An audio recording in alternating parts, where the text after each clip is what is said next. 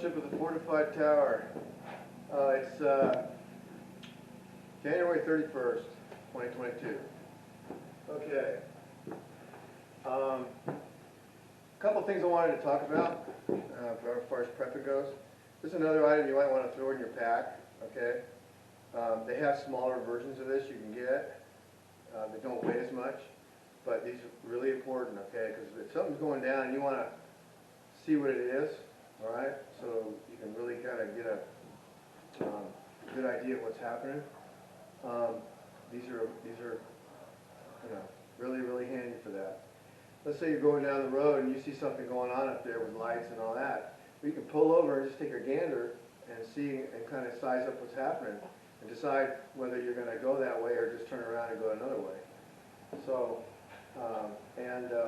when you're off in the bush, you're sitting up on a little rise or whatever, and you're looking down, you can see a little assembly of people or cars or vehicles or whatever, and you can sit there and you can just kind of observe it for a while and figure out what the heck's going on, and whether it's something to avoid and you can go around it, or maybe something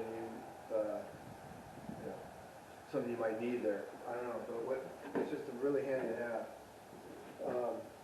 Okay, so another item was 100-mile-an-hour tape or duct tape. Okay. Anyway, it's a little heavy, but you can decide what you want to do by taking this. They make smaller rolls. You can get smaller rolls, but I always have this with it. It's just good stuff to have. You can fix a lot of things with it. You can use it with a million uses for this, but invariably one of those uses will come up as you're traversing across the bush. Okay, one more item that I received just recently. I had another one of these, but I left it with a friend. So I ordered another one, and I ordered it through a company.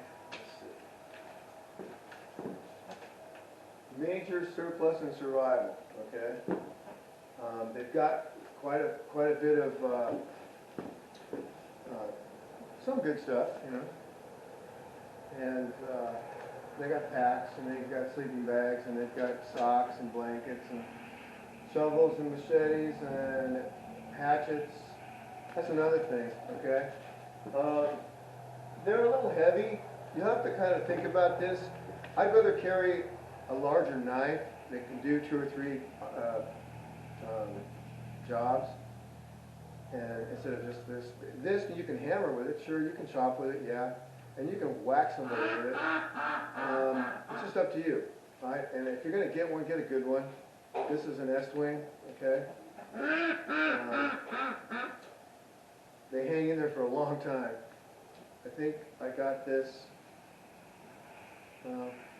For a couple of years ago, but I had one that I got from an antique store for $18. Now these are like $35 in the hardware store, so you're going to pay a little bit for an S-wing.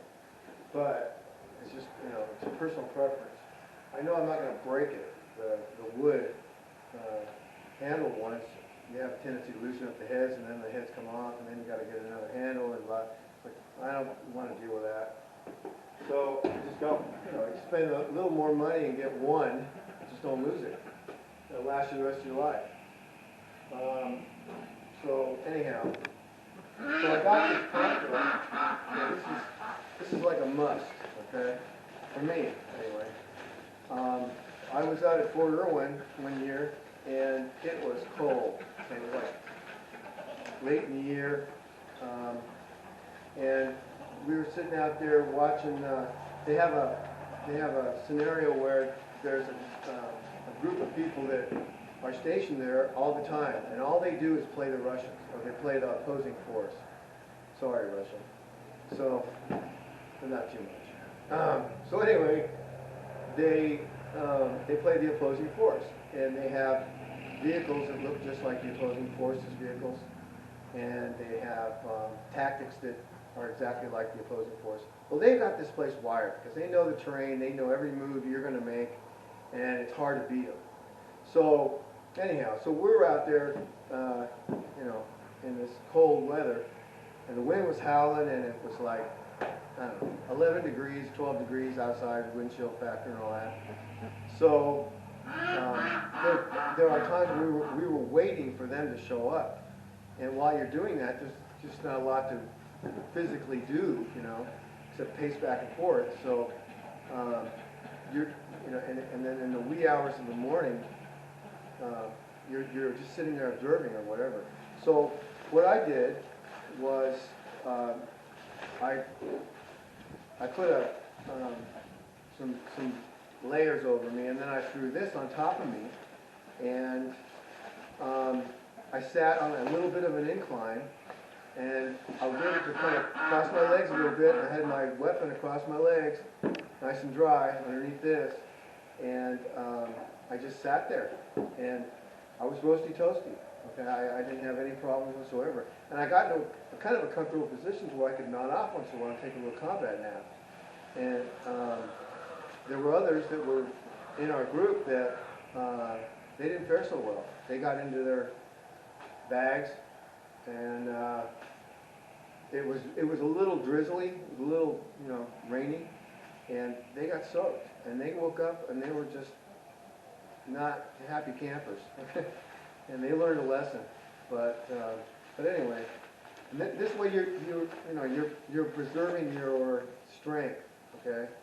And your gear doesn't get wet because you can park, as well as, you know, you sitting on this incline, you can put your pack right behind you, and you can cover it with this, just throw it over it. And then I even had it partly underneath my little rear, and it kept me dry. And so it's just, and also you can use this as a shelter. It doubles as a shelter. It's pretty big, as you can see. But, so, you know, it's pretty good. And it's a pretty good one. I ordered this from this company, and it's maybe not quite as thick as the thick Army version, but it's thick enough. And being not quite as thick, it's not as heavy either. But it'll work just fine. And you can use this as a shelter, tie it to a couple of trees or whatever, and you can get under it with your gear already. Okay, nice and dry. You can button them together as well. You can make this a lot bigger kind of a shelter. You can park half a squad under it, you know? So, anyhow, so I wanted to show you that. This is, I think, a little over 30 bucks. But I'll tell you what, one of the best 30 bucks you'll ever spend. So, and it comes in a nice little pouch. And you can you know, fold it up real nice and tight and roll it up real snug and shove it in here. And shove this right in your pack when you're done. Then you might get a pocket like here, some pocket on the outside so you can get to it in a hurry because it starts to, you know, rain or whatever. Alright, so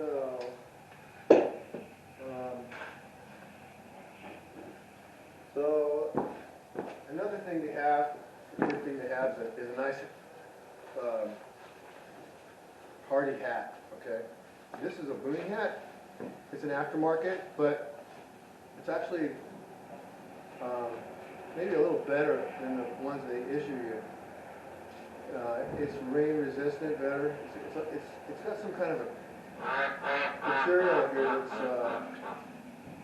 it's just, I'm not quite sure where I even got this. I got this a long time ago, but it says True Spec. So maybe you can look up True Spec.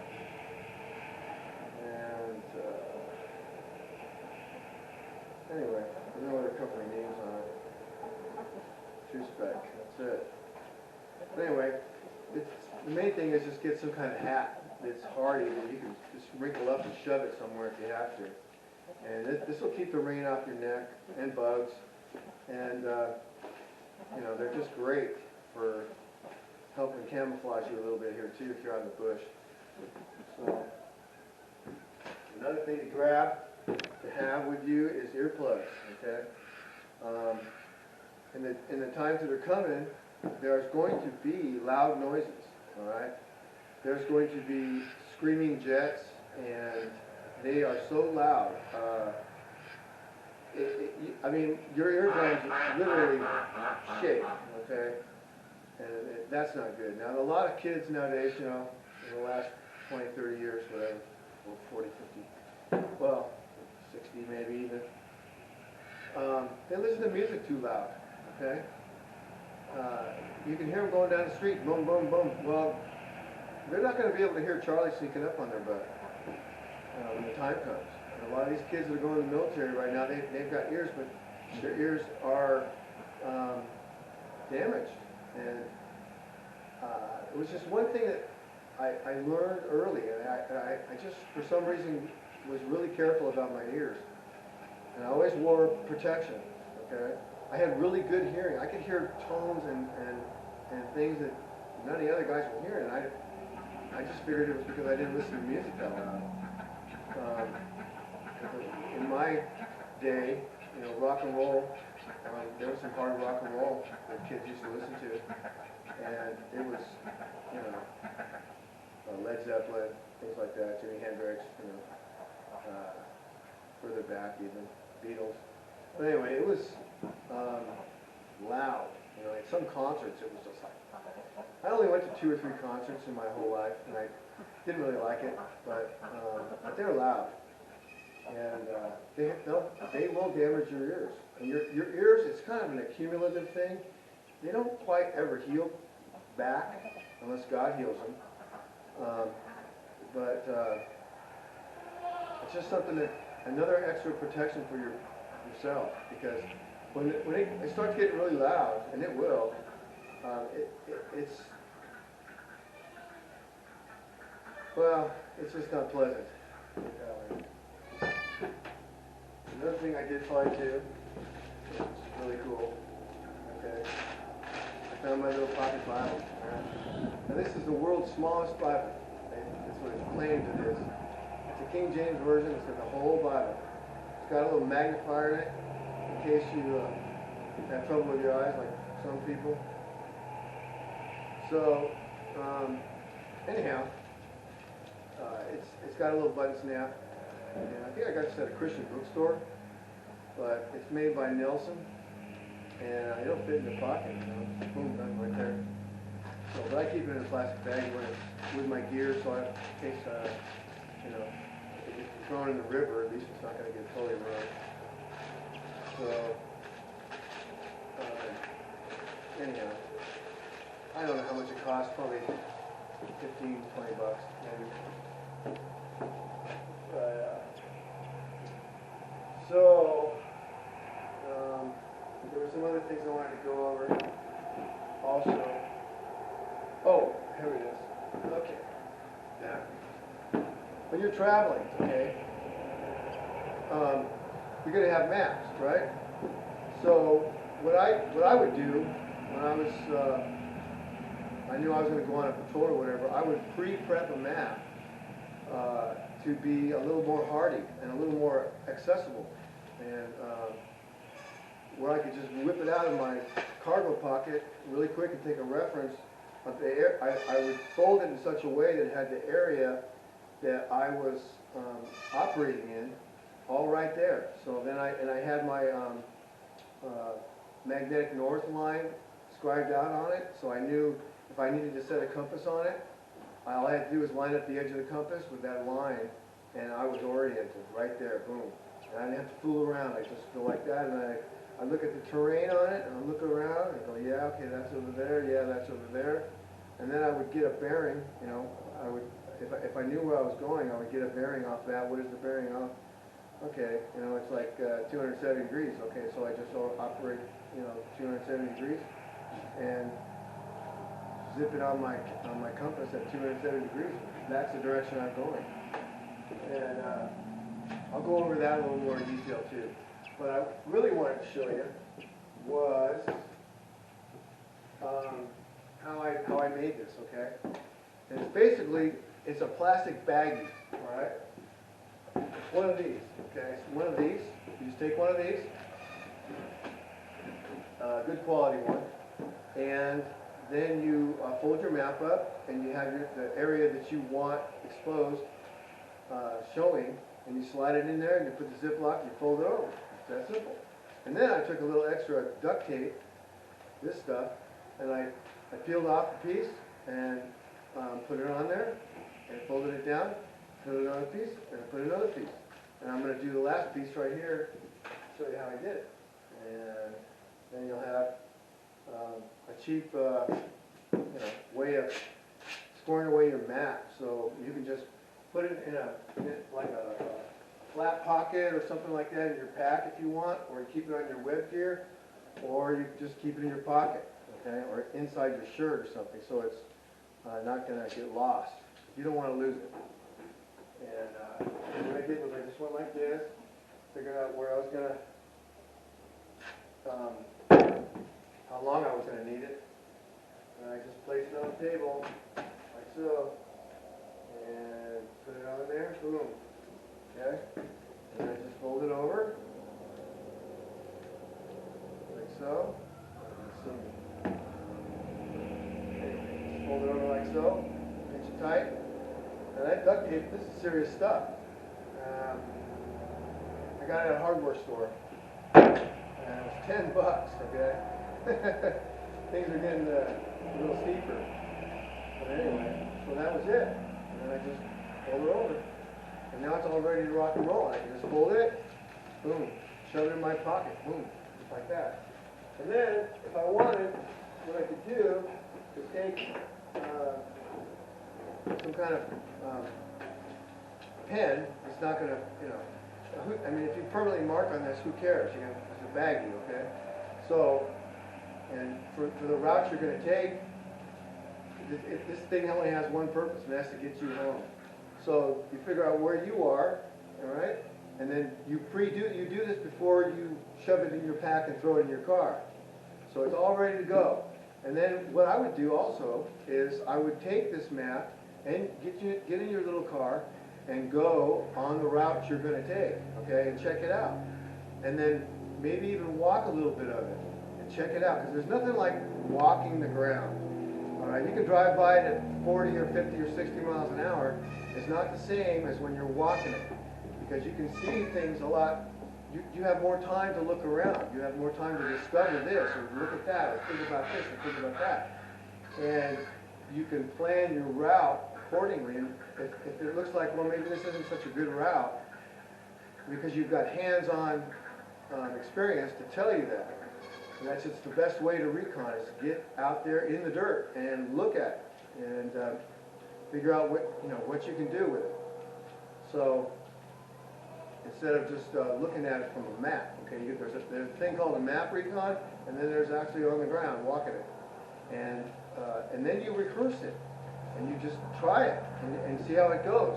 Now on a good day, you shouldn't have too much trouble, but you got to keep in mind that when you're doing this, it's not going to be a good day. So those kinds of things may present themselves in your mind to plan for, all right? And think outside the box, all right? So that's it on that.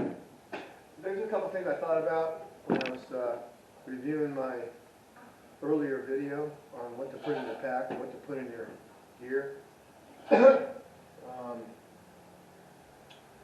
So I think that's about it. Gloves, okay? These are important, all right? You might have to move a bunch of stuff, or you're out there swinging an axe you haven't done in a while, or something like that, or just working. And gloves will save you from getting injured, getting cut, and they're just handy to have. And I would have a pair of these in your pack as well. I have several. Okay. I'll make another one, and I'll refine this. I'll get this down. So, anyway, that's it. That's a few ideas I had, and I'll get a few more things going, and I'll do some demonstrations on how to start your block, or whatever, your fire block. Have extra batteries, okay? And what I do is I'll get the package and I'll cut the package and then I'll tape it up. So I'm not gonna lose any of them, because these packages, they're not too strong. And you can put them in a sock or something and then wrap it up and shove it in your pack. And you can even, you can even make a map of your pack, a load plan, and then, figure out where everything is and where you have it. And so in the event of an emergency, if somebody else, let's say you're out of commission, well, you can tell someone else where to find that little map, and they can find the first aid gear. And that's another item I would seriously get a little kit, get a good quality kit. There's places online you can get these. Gosh, what's the guy's name? Viking Preparedness. Okay, the guy's got great videos on a lot of different things that in a lot more detail, and he's been at it for years. And he's got other buddies of his that have a lot of knowledge as well as the gray bearded green beret. Okay, that guy knows his stuff. He's been through it. He's got a lot of videos out there already. Okay, and I would highly recommend checking out some of those. Every little tidbit of knowledge you have is another step forward in making it through all this. And the knowledge is out there. You just have to do a little research and take an active, proactive move to find out. And get yourself ready to rock, because it's going to get hard. But knowing a lot, practicing this stuff and actually doing it and getting out there and working the problem will build your confidence. And these things will come back to you.